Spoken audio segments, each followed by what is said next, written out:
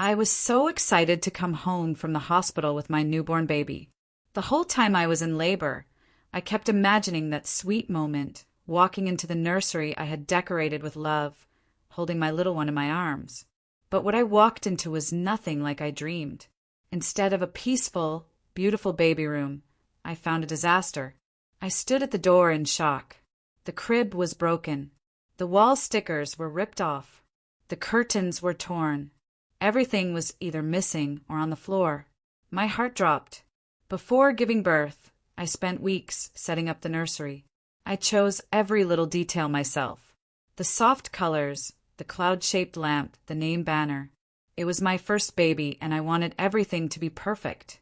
My sister had offered to help while I was in the hospital. I thought she was being supportive. I had no idea she had something else in mind. When I asked her what happened, she shrugged and said she thought it looked cheap and boring and decided to fix it. But nothing was fixed, it was ruined. I saw in her eyes it wasn't an accident.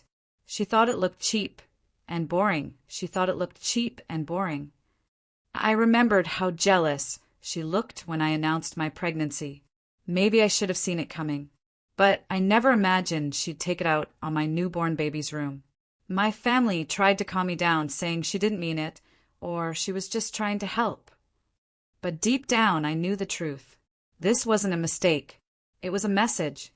And standing there, holding my baby tight, I realized I couldn't let her near us again. Let me know if you want a full script or next outline expanded too. You trust the wrong people when you're the happiest. That thought hit me hard as I stood there, frozen, staring at the mess my sister left behind. Just 2 days earlier, I had given birth to my first child, a moment I dreamed of for years. And while I was in the hospital, healing and bonding with my newborn, my own sister walked into my home and destroyed something that meant everything to me, my baby's room. Before my pregnancy, my sister and I were close. We laughed, shared clothes, even made fun of our relatives together. But things changed when I got married and then announced I was expecting. Her smiles became thinner.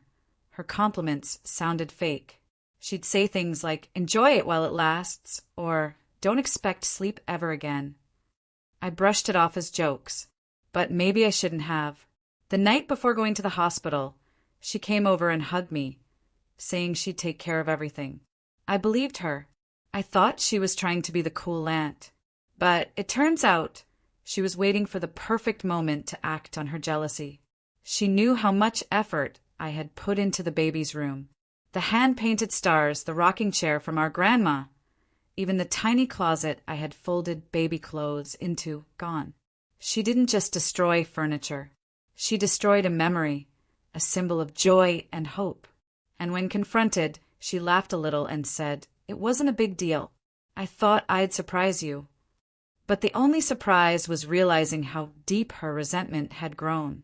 This wasn't about a room. It was about a sister who couldn't stand not being the center of attention anymore. You just gave birth. Relax and enjoy the moment. That's what everyone told me. But nothing prepared me for the nightmare waiting at home. While I held my newborn in the hospital, dreaming of bringing him into the peaceful little room I decorated with love, my sister turned the dream into a scene of pure destruction. The baby's room was my favorite place. I had painted it myself, soft blues, clouds on the ceiling, a mobile that played lullabies. Every tiny detail had a memory. My husband and I had saved for months to make it perfect. It was my safe space, my way of welcoming my son into the world with warmth and care. But when I walked in, everything was gone. Toys were smashed. The crib was broken into pieces, drawings ripped from the wall. Even the new clothes had been thrown on the floor, cut up with scissors. It looked like someone had ransacked the room out of pure hate, and that someone was my own sister. When I called her, my voice shaking, she didn't deny it. She just said, "You've always had it easier. You always get attention." I was just tired of it. Her voice was cold, like she didn't even care what she had done. The worst part wasn't the broken crib or the ruined decorations.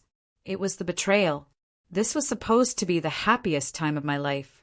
Instead, I was dealing with pain caused by the